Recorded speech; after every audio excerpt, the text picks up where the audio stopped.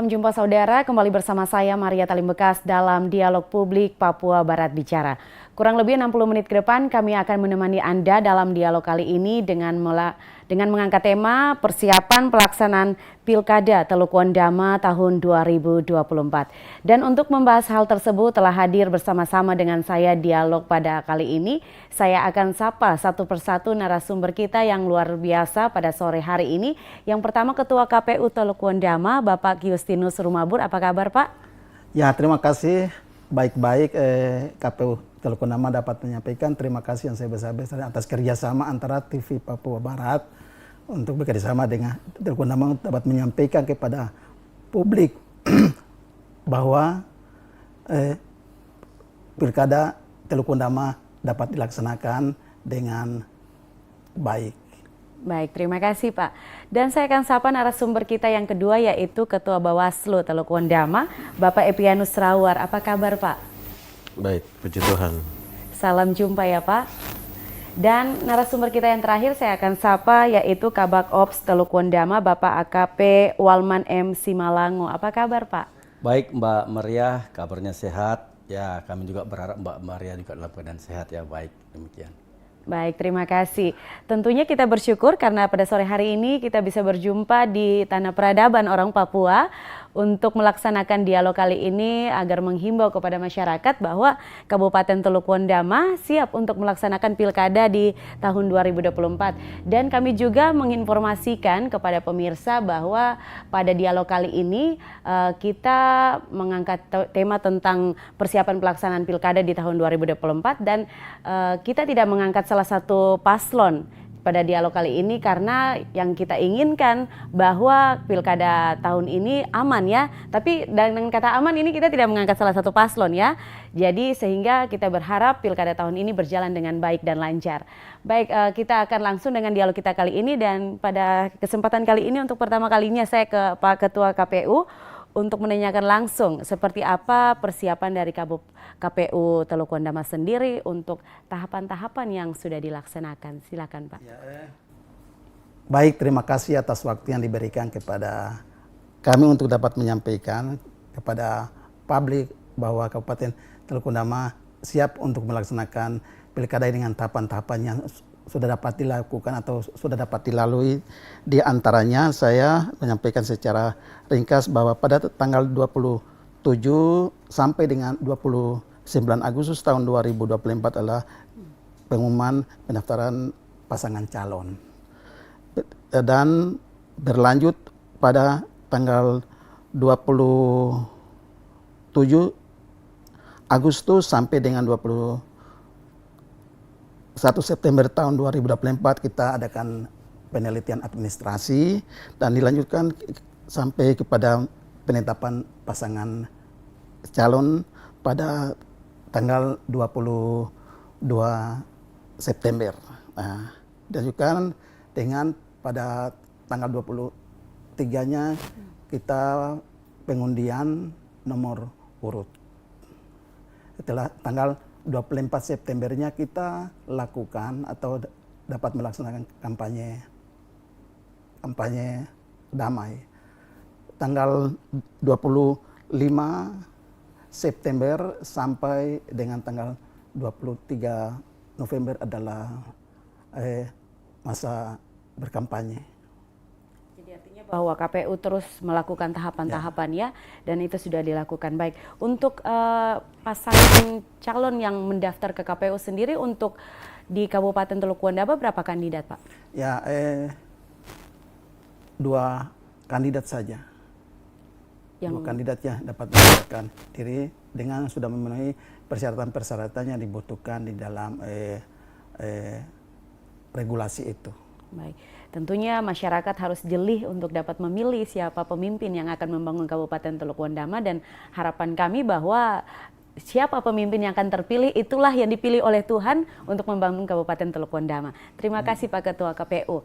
Untuk Ketua Bawaslu sendiri sejauh ini dari tahapan yang sudah dilaksanakan oleh KPU sendiri, bagaimana Bawaslu melihat hal itu?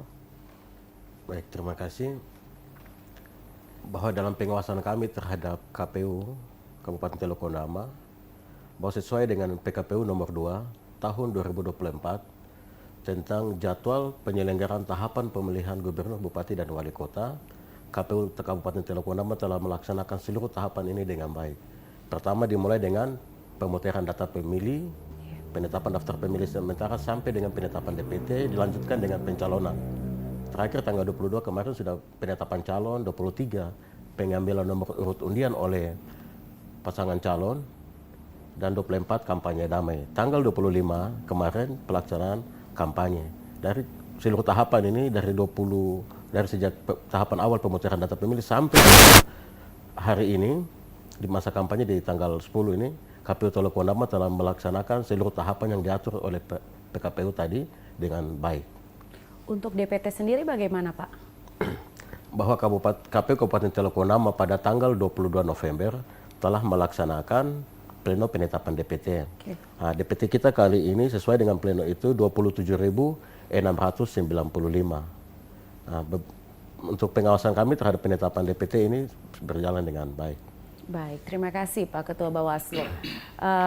Saya langsung lagi ke Pak Kabak Ops terkait dengan waktu gong pilkada dibunyikan ini, sejauh mana respon dari masyarakat untuk menerima pilkada tahun 2024 ini untuk situasi sendiri Pak? Ya baik Mbak Maria, dapat kami sampaikan bahwa mencermati situasi yang berkembang di tengah-tengah masyarakat pada tahapan-tahapan pilkada, kita lihat masyarakat boleh dikata antusias ya, kemudian menerima dengan baik adanya pilkada 5 tahunan ini. Kemudian yang kedua terkait dengan situasi, dapat saya sampaikan bahwa hari ini adalah hari yang ke-17 tahapan kampanye. Nah, sampai saat ini situasi di wilayah hukum Polres Teluk Ondama dalam keadaan kondusif, Pak. Jadi tidak ada hal-hal yang menonjol yang berarti yang perlu kita khawatirkan. Nah, kemudian situasi ini dapat terjalin tentu berkat dari masyarakat. Kerjasama yang baik ya? Dengan masyarakat. Kemudian masyarakat kita memang yang memiliki kesadaran hukum ya, kemudian kepedulian untuk menjaga bersama-sama menjaga situasi kondusif di wilayah kita di Kabupaten Teluk Ondama ini. Itu saja mungkin boleh saya sampaikan. Baik Pak, untuk pengamanan sendiri berapa personil yang dikerahkan untuk mengamankan pilkada di Teluk Ondama tahun 2024 ini Pak? Iya baik Mbak Maria, saya ingin menyampaikan bahwa terkait dengan tahapan-tahapan pilkada Kabupaten Teluk Ondama, kami Polres Teluk Ondama menurunkan personil sebanyak 250 orang dan kami juga di backup oleh Satuan Brimob Polda Papua Barat sebanyak 30 orang, kemudian dari Samapta Polda Papua Barat sebanyak 60 orang. Jadi jumlah keseluruhan nanti kami yang untuk melaksanakan tahapan pilkada ini sebanyak 310 orang. Ya.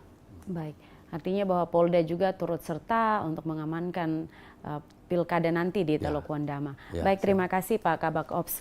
Pak Ketua KPU, kalau untuk tahapan pilkada di tahun 2024 ini, apakah untuk jumlah DPT yang dipakai pada saat pemilu lalu, apakah sama dengan jumlah DPT yang akan dipakai untuk pilkada ini atau seperti apa? Ya, baik, terima kasih. DPT pada pileg yang kita gunakan pada pemilu tanggal 14 Februari tahun 2004 yang lalu berjumlah 26.513.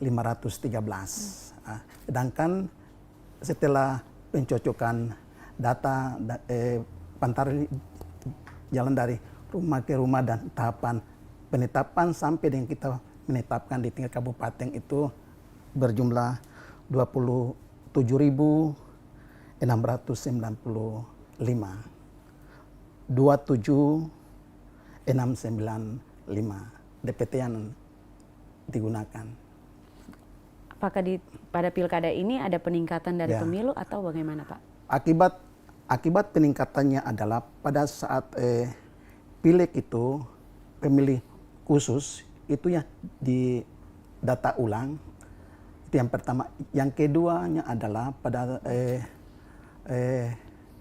tingkat usia daripada pemilih pemula yang usianya 16 tahun menjelang 17, maka bertambahlah DPT kita di Teluk Pondama. Jadi ada sedikit peningkatannya, ada Pak. sedikit peningkatan dalam itu. Pak, bagaimana sosialisasi dari KPU sendiri untuk para remaja yang menjelang dewasa untuk pemilih pemula ini, Pak? Ya, sosialisasi yang dilaksanakan untuk pemilih pemula kita laksanakan yang pertama itu kita laksanakan pertama kepada usia dari 16 tahun ke 17 yaitu di tingkat SMA. Karena di dalam regulasinya kita ke perguruan tinggi, tapi di Teluk Pondama hanya SMA saja. Maka kita lakukan kepada 5 SMA di Teluk Pondama, yaitu kita lakukan atau laksanakan dengan bentuk metodenya adalah cerdas cermat.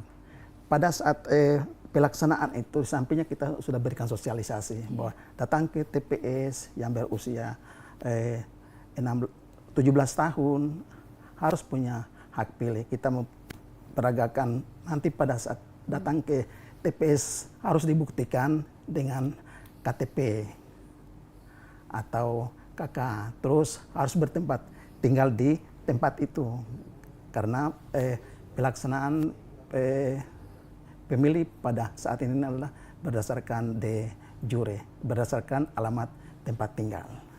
Jadi ini merupakan hal menarik karena kegiatan dari KPU yaitu dalam bentuk sosialisasi tapi dalam bentuk kegiatan ya. Jadi para pelajar ini mengikuti sosialisasi dengan cerdas cermat ya. Dan itu sangat luar biasa yang dilakukan oleh KPU Teluk Pondama. Baik, terima kasih Pak Ketua KPU. Saya ke Ketua Bawaslu, Pak. Ini kan sudah masuk dalam masa kampanye ya. Masa kampanye ini dari Bawaslu melihat sendiri bagaimana? Iya, tepatnya pada masa kampanye yang dimulai dari tanggal 25 September sampai dengan hari ini, tanggal 10, kurang lebih 17 hari pelaksanaan kampanye oleh tim paslon dari paslon Hemat dan Aman beserta tim kampanyenya, bahwa berdasarkan hasil pengawasan yang dilakukan oleh Bawaslu dan juga teman-teman Panwas Distrik dan Panwas Kelurahan Desa, sampai dengan saat ini belum ada pelanggaran yang kami temui di lapangan. Oke. Jadi artinya sejauh ini masih cukup baik-baik saja ya? Sementara ini masih sebelum kampanye sudah oleh tim paslon dan tim melaksanakan sesuai aturan peraturan perundang-undangan, jadi memang belum ada pelanggaran yang kami temui. Oke. Baik, Pak Ketua Bawaslu, terkait dengan itu juga dari Bawaslu sendiri apakah ada sosialisasi kepada masyarakat untuk melakukan pilkada ini harus menggunakan hak suara atau seperti apa kegiatan lain dari Bawaslu? Memang kami terus melakukan sosialisasi karena kami menyadari, Bawaslu Teluk Pondama kami menyadari bahwa jumlah pengawas pemilu kami tidak sebanding dengan jumlah yang mau diawasi. Seperti kita tahu bahwa di kabupaten kami ada 13 distrik, 1 distrik 3 orang, berarti 13 distrik ada 39 orang untuk Panwas Distriknya, dan kemudian Panwas Kelurahan Desa ada 76. Hal ini memang rasio atau perbandingan antara pengawas pemilu dan yang jumlah yang mau diawasi tidak sebanding. Jumlah penduduk Teluk Pondama saat ini berdasarkan data dari Dukcapil berjumlah 46.755. Itu jumlah penduduk. Jumlah DPT-nya 27.695. Kita melihat bahwa antara jumlah penduduk, jumlah DPT, dan jumlah pengawas pemilu kan tidak sebanding ini. Maka untuk bagaimana bisa mensiasati terhadap hal itu, Bawaslu terus melakukan sosialisasi pengawasan partisipatif. Artinya kegiatan ini kami mengundang semua tokoh pemuda, tokoh masyarakat, tokoh adat, agama untuk mari bersama-sama dengan Bawaslu untuk mengawasi setiap tahapan penyelenggaraan pemilihan ini. Dan juga bisa melaporkan kepada Bawaslu bila ada dugaan-dugaan pelanggaran yang terjadi dalam setiap tahapan ini. Sosialisasi yang telah kami lakukan, beberapanya misalnya lewat media sosial Bawaslu, Facebook Bawaslu, dan juga lewat baliho-baliho. Dan juga kita ada kemarin di 13 distrik ini dalam tahapan kampanye sebentar berjalan ini, teman-teman Panwas Distrik melakukan sosialisasi netralitas ASN dan kepala kampung beserta perangkat. Artinya kita berusaha semaksimal mungkin bekerja semaksimal mungkin untuk bisa melakukan pencegahan-pencegahan dengan melibatkan partisipasi masyarakat untuk bersama Bawaslu mengawasi setiap tahapan penyelenggaraan. Lebih fokus kita lebih khusus pada nanti masa kampanye ini dan juga masa tenang nanti 24, 25, 26, tanggal pencoblosan 27 November nanti. Kita berusaha semaksimal mungkin untuk bisa meminimalisir potensi pelanggaran yang terjadi pada setiap tahapan ini. Sejauh ini bagaimana respon masyarakat terkait dengan sosialisasi dari Bawaslu sendiri? Apakah mereka ada yang ingin golput ataukah yang lainnya, Pak? Dalam sosialisasi yang kami lakukan, memang kami berusaha mengajak semaksimal mungkin untuk partisipasi masyarakat untuk menggunakan hak suara konstitusinya, menggunakan hak pilihnya dengan mari datang ke TPS pada tanggal 27 November nanti untuk menentukan pilihannya atau memimpin pemimpin di daerah ini. Tanpa ada ancaman atau tanpa ada money politik. Karena pemilih yang cerdas memilih sesuai dengan hati nurani.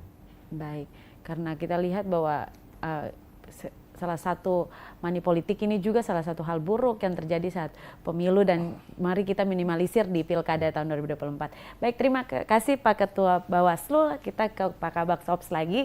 Kalau kita lihat bahwa pengamanan ini sangat penting ya Pak untuk setiap pemilu maupun Pilkada ini karena kalau berjalan dengan baik tentunya masyarakat akan senang. Untuk pengamanan di TPS sendiri bagaimana tahapannya? Ya, baik. Terima kasih Mbak Maria. Saya ingin menyampaikan terlebih dahulu bahwa pola pengamanan TPS itu untuk kepolisian diterapkan ada 3 pola. Yang pertama adalah pola pengamanan TPS yang kurang rawan, kemudian pola pengamanan TPS rawan, dan pola pengamanan TPS sangat rawan. Nah, saya jelaskan satu-satu bahwa untuk pola pengamanan TPS yang kurang rawan itu melibatkan personil Polri, 2 personil Polri mengamankan 4-5 TPS. Itu kalau yang kurang rawan, 4-5 TPS, kemudian tentu dibantu oleh Linmas, di mana setiap TPS ini Linmas itu ada 2. Kemudian pola pengamanan yang rawan, ini pola pengamanannya adalah personil Polri, pengamanannya 2 personil mengamankan 2 TPS. Kemudian tentu dibantu oleh Linmas. Nah, untuk pola pengamanan yang ketiga yaitu pola pengamanan TPS yang sangat rawan, pola pengamanan yang kami laksanakan adalah 2 personil mengamankan 1 TPS. Jadi 1 TPS diamankan oleh 2 personil, kemudian juga ada Linmas 2 di situ. Nah, kemudian itu saya menyampaikan bahwa untuk Kabupaten Teluk Ondama ini ada 102 TPS.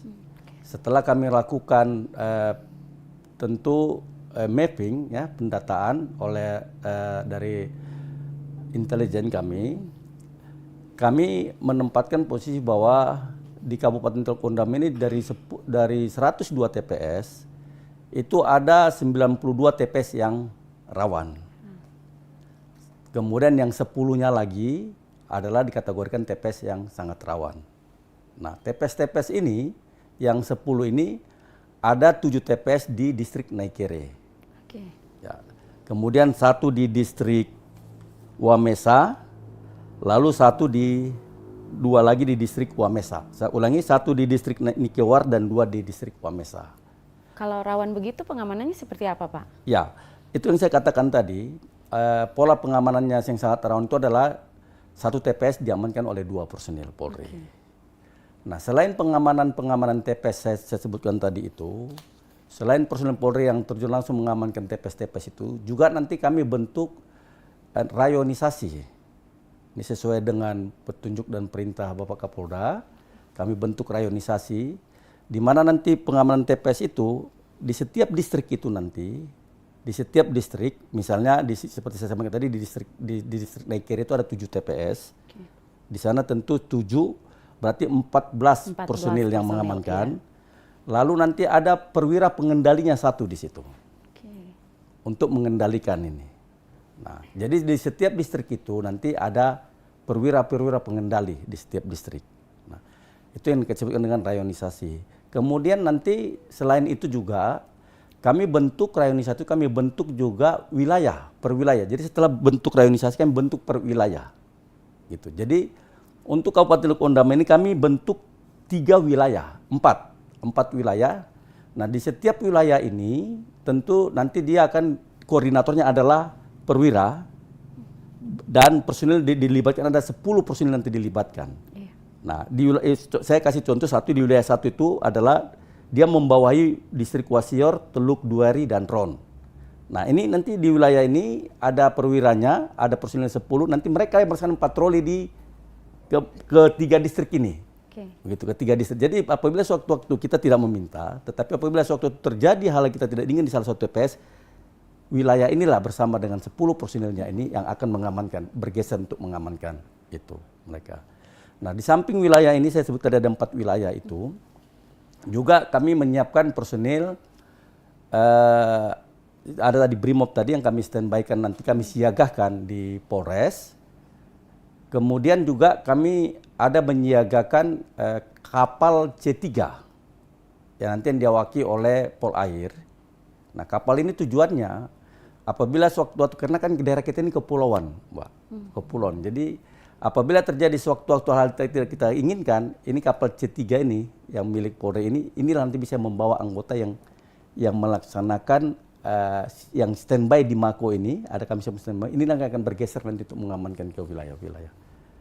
Nah, itu pola pengamanan. Selain pola pengamanan wilayah tersebut, kami juga akan melakukan sesuai dengan petunjuk Bapak Kapolda yang saya sampaikan, kami akan melakukan penyekatan. Artinya begini, pada hari H nanti di tanggal 27 November, kami akan melakukan penyekatan di perbatasan-perbatasan wilayah Kabupaten Teluk Ondama. Ada 4 yang kita lakukan penyekatan, yaitu 1 di wilayah Kampung Yaure, itu di distrik Naikere. Itu perbatasan dengan Nabire. Nah, nanti pada saat hari H di pagi hari kami sudah melakukan penyekatan dengan di backup dibantu dari rekan TNI. Tujuannya adalah untuk agar tidak ada nanti dari wilayah luar seperti dari Nabire yang datang memobilisasi massa untuk melakukan pencoblosan di Kabupaten Teluk Ondama gitu. Jadi nanti disekat dari pagi sampai jam 13.30. Karena kalau saya pencoblosan sampai jam 1 siang ya Pak, jam 13 ya. Jam 13. Nah, setelah jam 13.30 ini baru kami bisa memberikan jalan untuk memasuki wilayah Kabupaten Teluk Ondama. Jadi akses jalan itu ditutup ya Pak? Ditutup. Kami tutup. Jadi berarti ini informasi penting ya bagi publik bahwa di tanggal itu ada aktivitas tertentu yang dilarang oleh... kita tutup. Tetapi tentu orang-orang yang bukan warga Teluk Ondama. Ya, kita mengkhawatirkan itu. Jangan sampai terjadi mobilisasi massa. Berarti harus menunjukkan kartu tanda penduduk. Nanti cara bagaimana kami tentu lebih mendalami, tapi itu. Kemudian ada juga di satu lagi di daerah yang akan kami lakukan perbatasan itu adalah di distrik Sabobar, di pertigaan Sabobar, distrik Wamesa. Di situ itu perbatasan dengan Mansel dan Bintuni. Kita lakukan pembatasan di situ. Juga nanti di pelabuhan dan di bandara. Kita akan melakukan pembatasan apabila memang mereka bukan penduduk Kabupaten Teluk Ondama, kita staykan dulu mereka sampai pencoblosan selesai, baru kita inikan mereka jalan. Baik, jadi luar biasa sekali ya dari pihak kepolisian untuk pengamanan pada tahapan pilkada di tahun 2024 ini. Baik, kita berikan apresiasi yang setinggi-tingginya untuk kepolisian yang terus bekerja keras mengamankan pilkada di tahun 2024. Terima kasih Pak Kabak Ops, Pak Ketua KPU. Kalau kita lihat bahwa menurut data yang kami dapat bahwa distrik Naikere ini adalah KPU, bukan KPU tapi TPS termahal ya. Bagaimana dikatakan TPS termahal? Baik, terima kasih. Kita di KPU Teluk Ondama 102 TPS untuk pilkada ini. Yang 102-nya adalah di TPS yang terjauh dan yang termahal. Kenapa dapat dinamakan sebagai TPS yang jauh dan mahal? Karena kalau kita menempuhnya dengan jalan kaki berarti bisa dapat menempuhnya 2 hari 2 hari sampai dengan 4 hari menempuhnya Itu jalan kaki. tidurnya di Maka, hutan? ya, metode yang digunakan untuk berikan pelayanan logistik adalah kita dapat ada 2 planning yang dilakukan.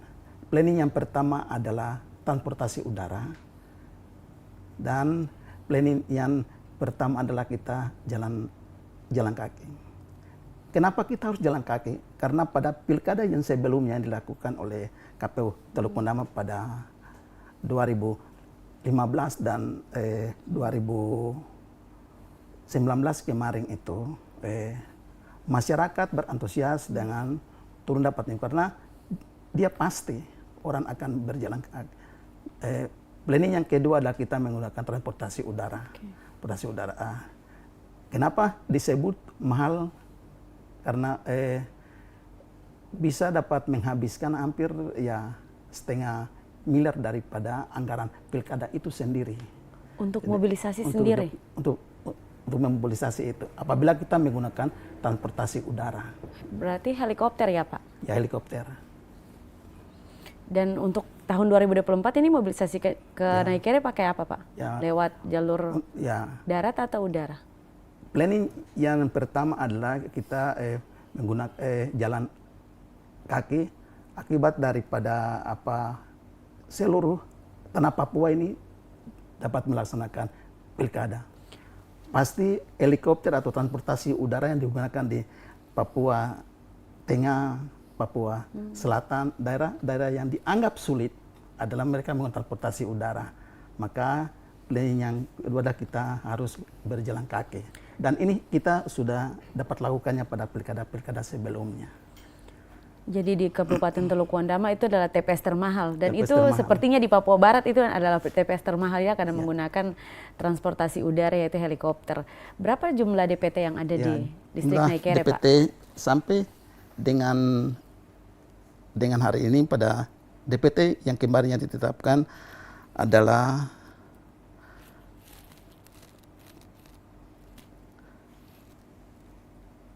194 yang kemarin ditetapkan. Karena petugas TPS yang nanti akan bertugas di sana adalah hampir sebagian daripada orang kampung itu, tapi petugas guru medis yang ada di Kampung Oya itu mereka dapat melaksanakan menjadi anggota TPS untuk dapat melaksanakan pilkadanya di Oya.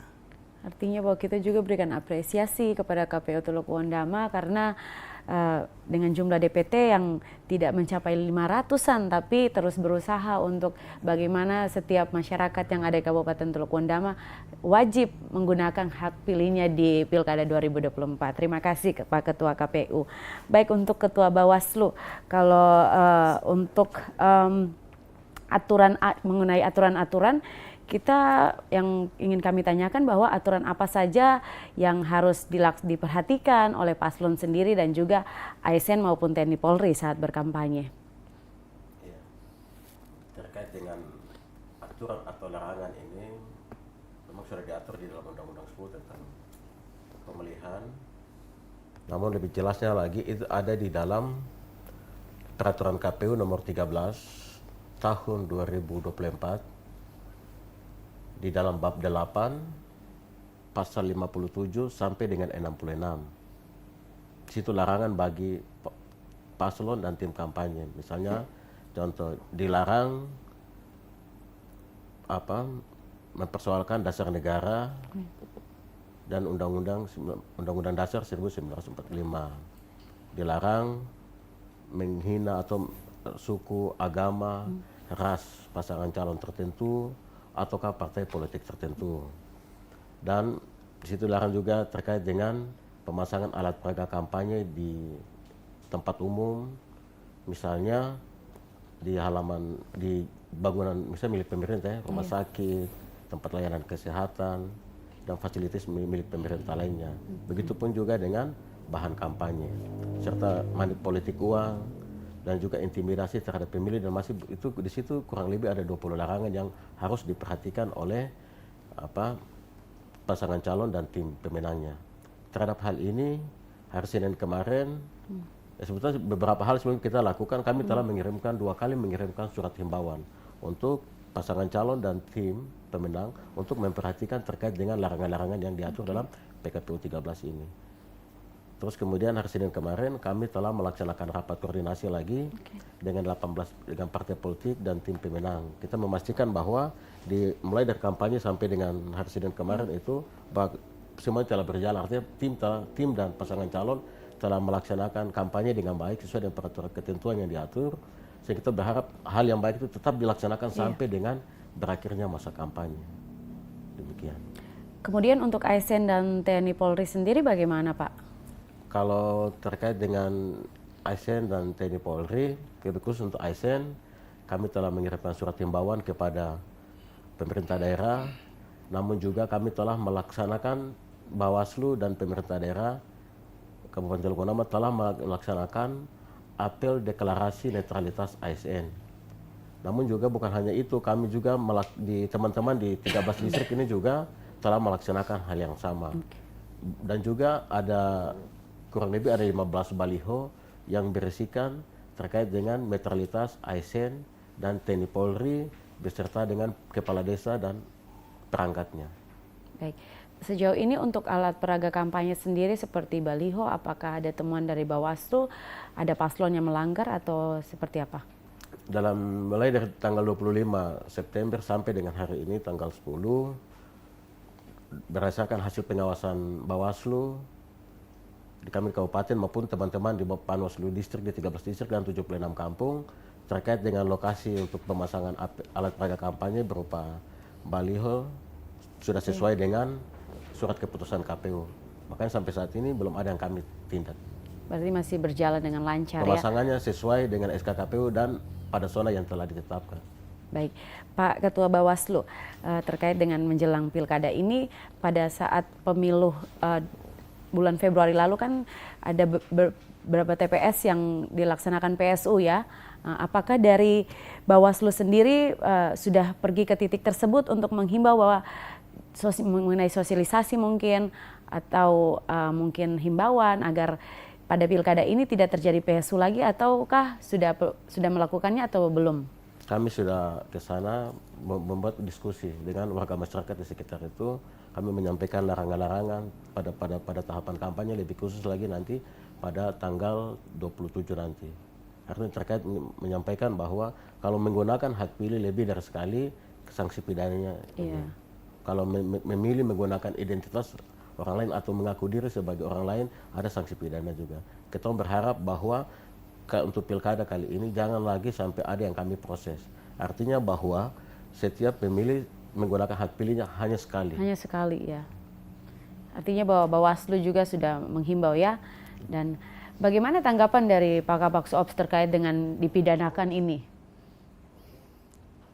Ya, jadi memang terkait dengan tindak pidana pelanggaran pemilu, ini memang sudah 2 kali terjadi ya, pada saat pilkada di 2020 ya.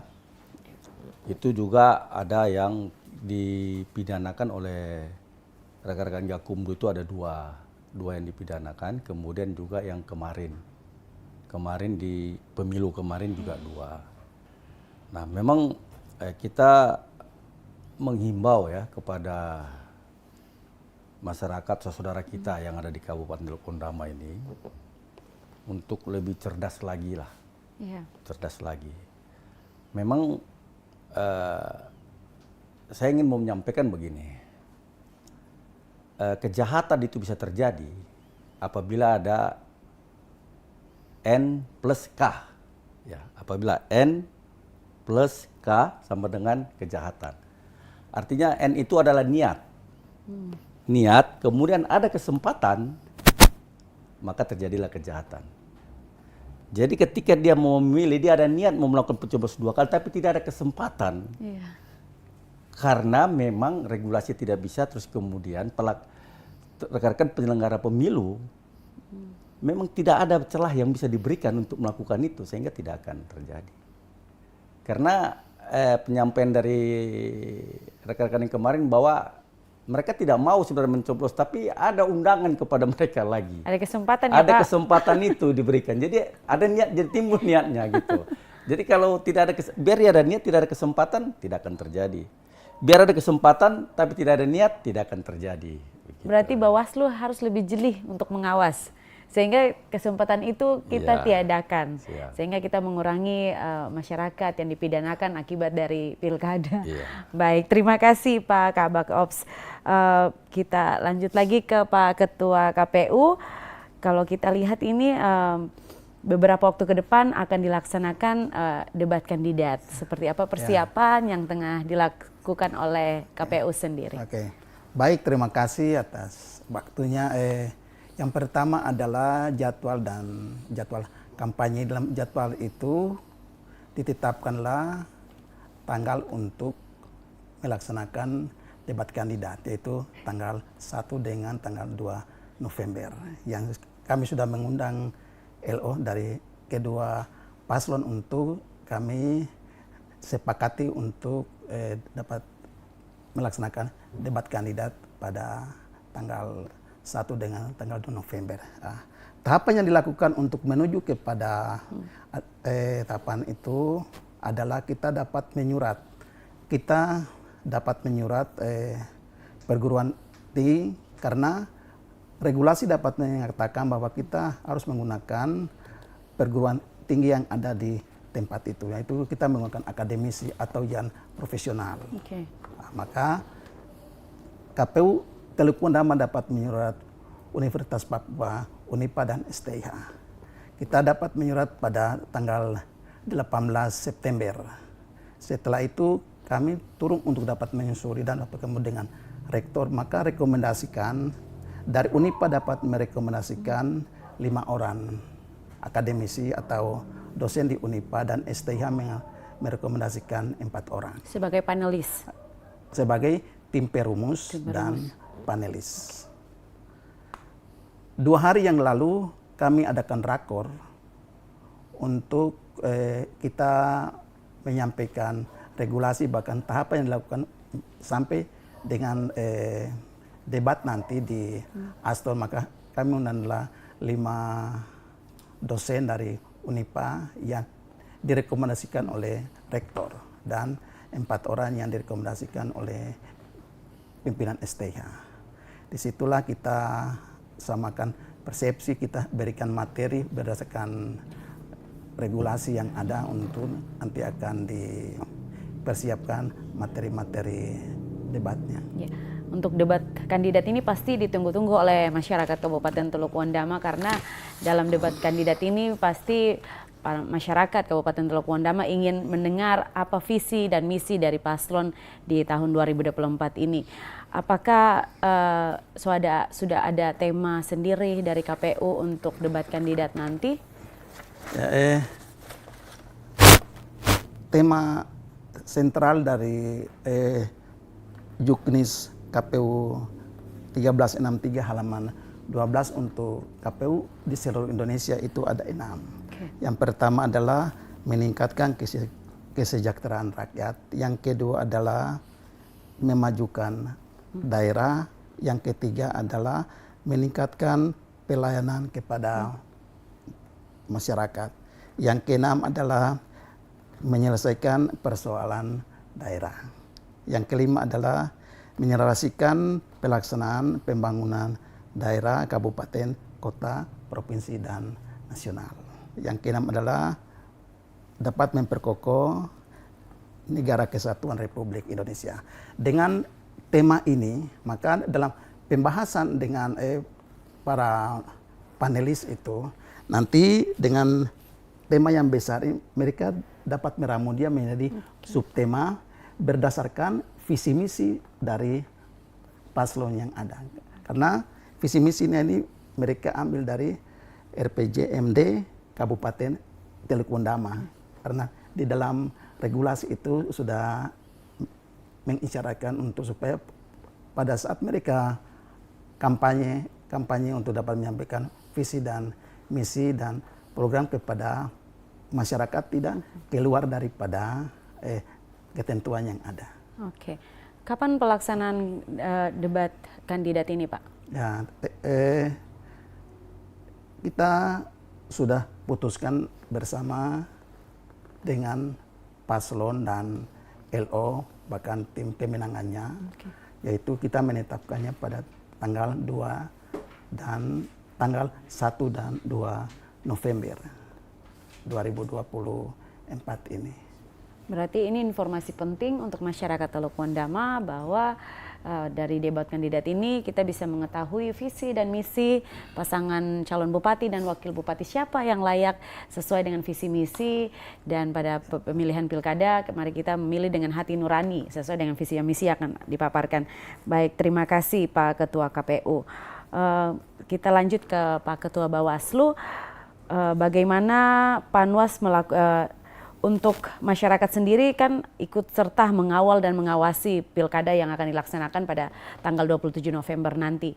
Jika ada terjadi pelanggaran atau hal yang tidak sesuai dengan aturan, bagaimana masyarakat akan melaporkan itu? Apakah ada punya nomor kontak ataukah siapa yang akan bertanggung jawab untuk masyarakat dapat melaporkan hal tersebut?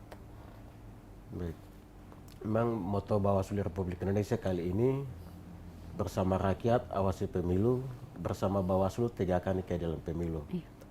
Kami dalam pengawasan ini, kami di kabupaten, di teman-teman distrik juga, Panwas distrik juga melakukan pengawasan, di Panwas desa juga melakukan pengawasan untuk seluruh tahapan ini. Bila mana kami dalam mengawasi ini, kami selalu mengedepankan pencegahan. Iya. Namun dalam pengawasan kami, kalau memang ada terjadi pelanggaran, ya kami pasti tindak. Namun masyarakat juga bisa melakukan pencegahan, namun bisa juga melaporkan kepada Bawaslu, tepatnya di Sekretariat Bawaslu, bila ada dugaan pelanggaran. Disampaikan kepada Sekretariat Bawaslu, pertama kalau hari Senin sampai dengan hari Kamis, itu jam 8 pagi sampai dengan jam 4 sore. Kalau di hari Jumat, di jam 8 pagi sampai dengan di jam 16.35 atau setengah 5 sore. Bahwa sesuai dengan Perbawaslu 9 tahun 2024 tentang perubahan atas Perbawaslu 8 tahun 2020 tentang penanganan pelanggaran, di situ pelapor bisa datang dengan membawa identitas. Identitas pelapor, terus kemudian dengan membawa barang bukti. Semua dilaporkan pada Bawaslu, Bawaslu akan mengkaji lagi, menilai keterpenuhan syarat formil material. Kalau syarat ada, misalnya keterpenuhan syarat formil material kalau kurang, akan dikembalikan kepada pelapor untuk dilengkapi. Kalau itu laporannya lengkap, kami langsung register. Kemudian selanjutnya pembahasan pertama oleh Bawaslu. Kemudian kita plenokan, menentukan jenis pelanggarannya apa, terus kemudian jenis pelanggarannya apa, kemudian pasal apa yang dikenakan. Selanjutnya nanti kita akan pembahasan pertama dengan Sentra Gakumdu yang terdiri dari jajaran kepolisian dalam hal ini Reskrim dan juga Bawaslu dan Kejaksaan. Kecuali kalau di masa tenang tanggal 24, 25, 26, hari H di tanggal 27 itu kami terima laporan 24 jam. Makanya di masa tenang dan hari penghitungan rekap itu kami biasa standby di kantor Bawaslu 24 jam. Baik, untuk masyarakat yang akan melapor ini apakah identitasnya disembunyikan atau bagaimana? Jadi dia harus membawa KTP. Pertama bisa dilaporkan oleh warga negara Indonesia yang tentunya memiliki identitas berupa KTP maupun pemantau pemilu, pemantau pemilihan, tapi tentunya yang terdaftar atau terdaftar di KPU maupun tim atau pasangan calon itu sendiri. Baik, terima kasih Pak Ketua Bawaslu. Terkait dengan pengawasan juga, bagaimana pengawasan Bawaslu sendiri dari kampung sampai dengan distrik sejauh ini? Ya, saya sampaikan tadi bahwa kami telah melantik teman-teman di melantik Panwas distrik untuk selanjutnya Panwas distrik akan melaksanakan pengawasan di setiap distriknya itu. Begitupun juga dengan kami telah melantik juga Panwas kelurahan desa yang akan melaksanakan pengawasan di wilayah desa atau kampung tersebut. Berarti sampai sejauh ini Panwas-Panwas yang sudah bekerja ditugaskan di kampung dan distrik tertentu sudah tersebar ya? Semua tersebar di 13 distrik, 76 kampung. Oke. Baik, terima kasih Pak Ketua Bawaslu. Kita lanjut lagi ke Pak Kabak Ops.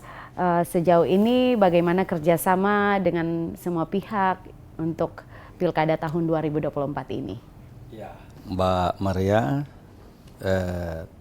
terkait dengan kerjasama kami dengan stakeholder yang ada, baik itu kerjasama dengan rekan kami dari TNI, kemudian dari Pemda, kemudian dari tokoh-tokoh masyarakat, ya, kemudian tokoh adat.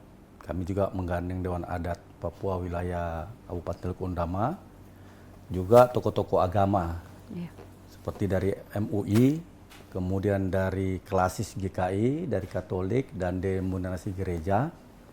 Kami gandeng kemarin sebelum 1 atau 2 hari sebelum penetapan pasangan calon waktu itu, kami sudah bertemu melaksanakan kopi morning, ya. Kami melaksanakan kopi morning untuk juga kami mengundang dari tim sukses paslon untuk menyampaikan himbauan-himbauan Kamtibmas. Juga kami mendapatkan masukan-masukan dari tokoh-tokoh ini. Nah, kami lakukan kopi morning itu sengaja kami tidak mengambil di kantor Polres, karena kalau di Polres mungkin agak kesannya agak ini ya. Nah, kami ambil di suatu tempat yang bisa, jadi kopi morning itu sharing itu jadi memang terbuka gitu. Lebih santai ya Pak? Lebih santai. Jadi apa yang mau disampaikan kami bisa tampung gitu. Jadi menurut kami selama ini komunikasi kami sudah cukup baik lah, dengan juga dengan penyelenggara pemilu dari KPU dan dari Bawaslu. Selama ini kami ini ya komunikasinya bukan komunikasi ini saja lewat internet, lewat telepon apa sudah. Memang buat Pak Ketua KPU dan Ketua Pak Bawaslu ini, ya justru KPU ini kalau saya kasih ini kayak kantor saya juga dengan Bawaslu, karena sudah semakin eratnya gitu. Jadi saling komunikasi. Begitu Mbak Maria. Berarti hubungan masih terjalin sangat baik. Ya. Dan diharapkan seterusnya. Ya, bukan saja sangat, tapi sangat-sangat baik hubungan kami dari KPU, Bawaslu, dan Kepolisian. Baik, terima kasih Ya, Pak Kabak Ops.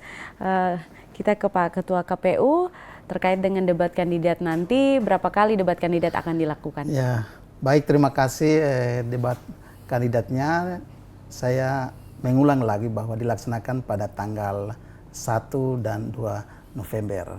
Tanggal 1-nya debat antara pagi harinya dari jam 10 sampai dengan jam 12 itu debat wakil. Nanti jam 15 sampai dengan jam 17 debat bupati, calon bupatinya. Nanti pada tanggal 2-nya itu debat paslon. Tempat pelaksanaannya adalah kita sementara nanti akan kita survei, tapi untuk sementara dilaksanakan pada 2 kali debat. Yang lalu itu kita menggunakan Aula SMP Negeri Asior. Jadi 2 kali ya Pak? Ya. Berarti dalam 3 kali dilaksanakan 3 kali. pada 2 hari. Oke. Baik, berarti ini adalah himbauan kepada masyarakat Teluk Undama bahwa dalam beberapa waktu ke depan akan dilaksanakan debat kandidat, dan itu patut untuk kita ikuti karena harus dapat mendengarkan visi dan misi dari paslon. Ya begitu ya Pak? Ya. Terus saya ralat DPT Oya. DPT Oya itu 129. Distrik Naikere ya Pak? Di TPS Oya di Distrik Naikere itu 129. Baik. Ya. Terima kasih Pak Ketua KPU. Kita ke Ketua Ketua Bawaslu. Menuju tanggal 27 November nanti untuk pengawasan sendiri, bagaimana meningkatkan pengawasan dan peran dari Bawaslu sendiri untuk Pilkada 2024 nanti ini. Ya, memang kami terus melakukan pengawasan terhadap tim kampanye dan paslon yang sementara dalam tahapan kampanye nih. Kami kemarin telah melakukan rapat koordinasi, kita ingin memastikan kembali lagi supaya tim kampanye dan paslon tetap taat aturan, taat prosedur dalam melaksanakan kampanye ini. Dengan beberapa metode, misalnya rapat umum terbuka, dengan pertemuan terbatas, tatap muka, lewat penyebaran bahan kampanye, pemasangan alat peraga kampanye. Kita memastikan semua proses harus dijalankan sesuai peraturan perundang-undangan sehingga proses bisa berjalan dengan baik ini. Sampai dengan masa tenang nanti, kami berharap pada masa tenang nanti sudah tidak ada lagi alat peraga kampanye atau bahan kampanye yang masih terpasang, dan juga jangan lagi ada kampanye di saat itu, karena masa tenang itu kan sudah tidak ada lagi kegiatan kampanye.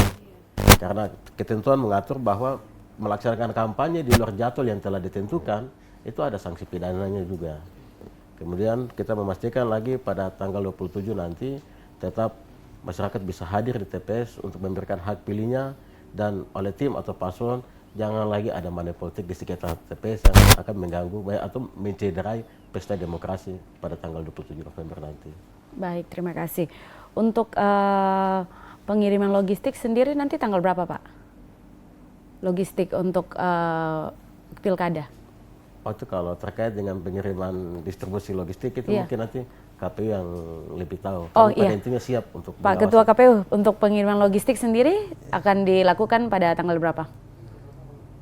Ya, untuk pengiriman logistik nanti akan disesuaikan dengan tahapannya, karena sampai dengan hari ini logistik yang masuk nanti sampai dia final pada awal bulan November baru logistiknya akan didistribusikan.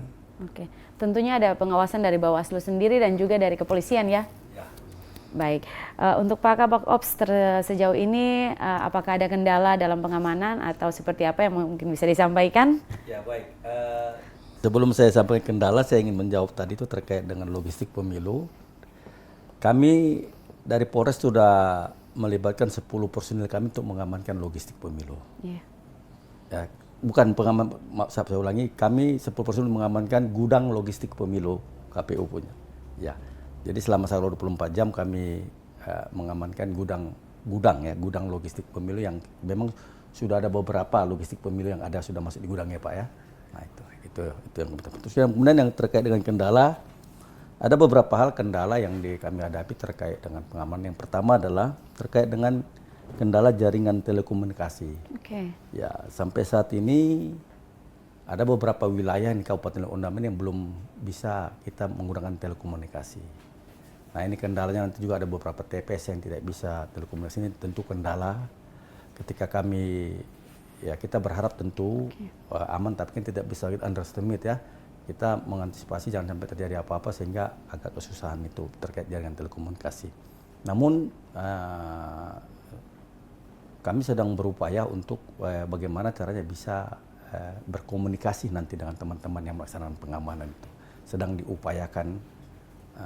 Perlu saya sampaikan juga petunjuk Bapak Kapolda juga harus diupayakan untuk bisa bagaimana bisa mengantisipasi itu sampai dalam waktu yang beberapa bulan ini menjelang ke tanggal 27 November itu. Iya. Nah, itu terkait jaringan telekomunikasi. Terus yang kedua, yang kendalanya adalah terkait medan dan atau medan di Kabupaten Ondama ini ya, transportasi. Seperti saya sampaikan tadi bahwa kami kan ada beberapa banyak wilayah kami yang kepulauan. Iya. Ya, pulau. Jadi sehingga menggunakan perahu.